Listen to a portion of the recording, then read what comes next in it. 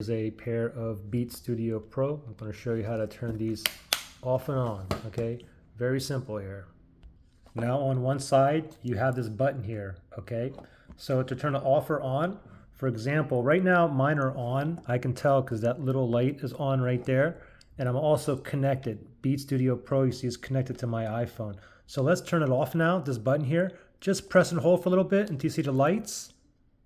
Go down, let go. And you also hear a chime, a turn off chime, okay? So it's off now.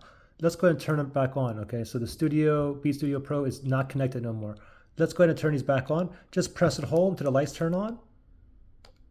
Now let go. And give it 1 second and we'll see if it pairs back to my iPhone. Oh, there it is. It says connected. Right there. Let's turn it off again, okay? So I know it's on again. I see that light. Now let's turn it off. Press and hold this button here. Just wait. And then the lights go off.